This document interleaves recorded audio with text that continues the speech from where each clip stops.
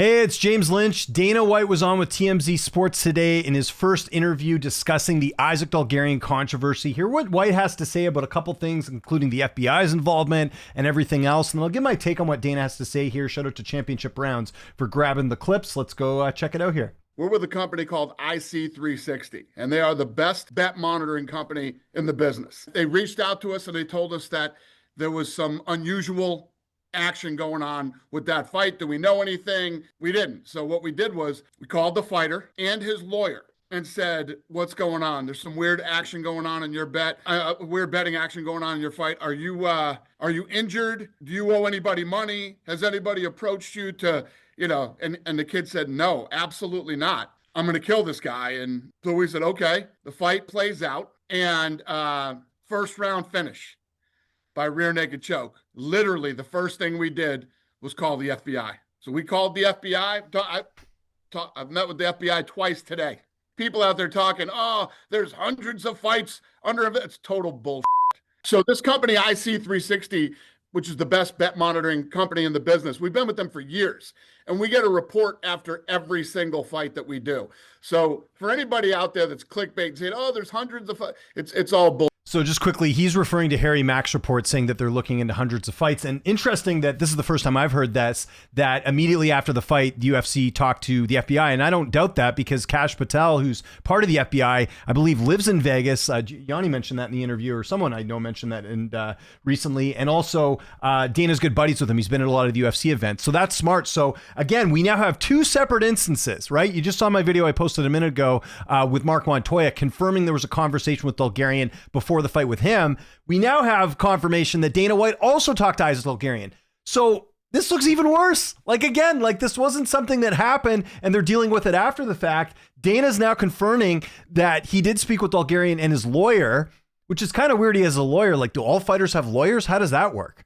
Or is that just his manager? I do wonder. His manager, by the way, and I haven't heard if he's cut ties with his management or not. I believe his manager is actually a lawyer as well. So I'm wondering if that's what they were referring to, because I don't know of fighters who have lawyers. Maybe they do. Maybe they have lawyers, but I would think that's your manager. Anyways, thought that was interesting. Let's hear what White has to say the rest of here. Saying, oh, there's hundreds of it's all bullshit. So when this did happen, a couple of years ago, whenever it was, that investigation is still ongoing and now will be a part of this investigation too. Directly talking to Cat. Which, just quickly, hate interrupting this, but if you watch my interview with Yanni, he mentioned that these investigations take a while, and he also referenced the fact that the Krause and Minner situation could still be under investigation right now. Dana kind of confirming that as well. So again, if you guys haven't seen the interview I did earlier today with Yanni the Greek, nobody knows the subject better than him. He deals with sports books, deals with runners and bettors and sharps and all that stuff. He knows this world quite well. I suggest you go watch it. I got timestamps in the description. It's like a 40-minute interview, but Yanni answers a lot of the questions we have about this entire situation. So just wanted to mention that Dana is sort of confirming a lot of what he was saying there. Kash Patel, I'm sure you do have a relationship. Yeah, I talked to him this morning, but then we just had an office full of FBI agents in here. So if you try to do this, I've been very vocal and very open about this. We will be your worst enemy. We will immediately go after you, guns a-blazing, with the FBI and whoever else we need to get. And we will do everything we can to make sure you go to prison. You're seeing things out on the internet where like fighters are coming out and going, oh, I was approached. Really? Why didn't you tell us that? Yeah, or more he's right. importantly, why didn't you tell law enforcement that you were approached? Now you're saying that you were approached? It's like if somebody comes up and says, hey, I want you to rob a bank. I'm going to rob banks. Want to rob a bank with me? And you don't do it. What, you're not going to tell law enforcement? They're going to be approached now by the FBI.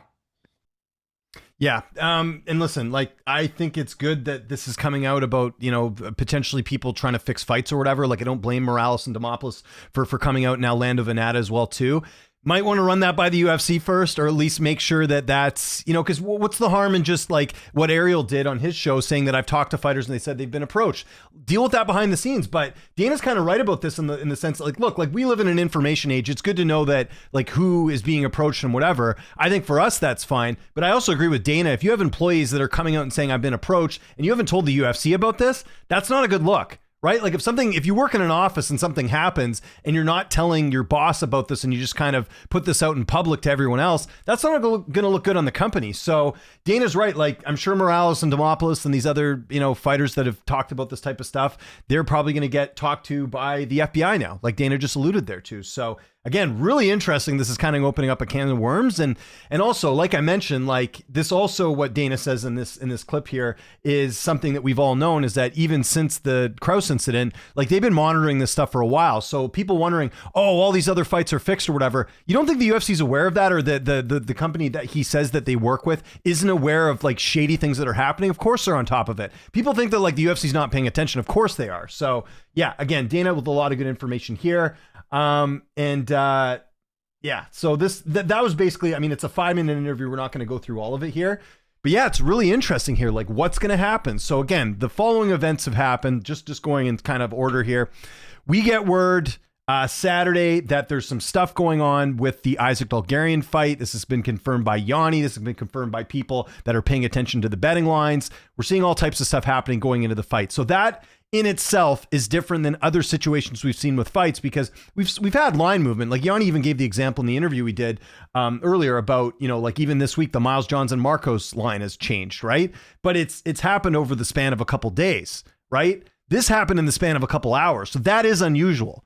That's what's different about this situation than it is with some of the other shady fights and, bad decisions and all that too. So that's why this is different.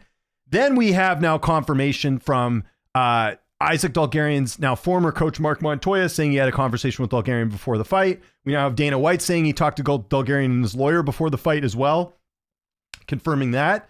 Dulgarian goes out, has the worst performance of his career. Maybe that was the case, but it looked very unusual for a guy like Dulgarian, who, let's not forget either, and this is something I keep referencing, but let's actually go look at the proof here.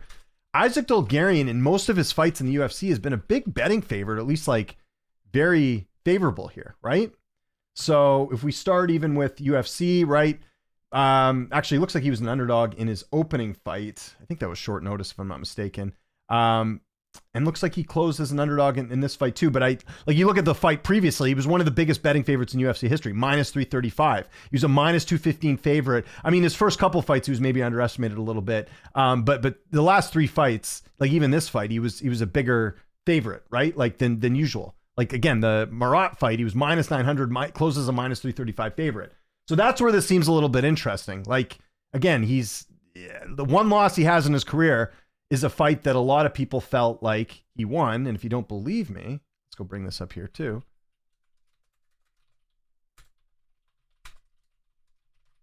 You look on MMA decisions right now, you'll see the majority of people thought that Isaac Dulgarian beat Christian Rodriguez. Look at this, all Dulgarian. Some people thought it was a draw, but not a single media member scored the fight for Christian Rodriguez. So what does that tell you? The reason I bring all this up is because like the performance itself, I know it's speculative, like Montoya wouldn't comment on it. Dana White didn't really say much about the performance in this clip. Or I don't know if he did in the interview. I haven't watched the whole thing yet. But like it was out of character, right? And Duval is a good fighter. Like I think we know that he's undefeated.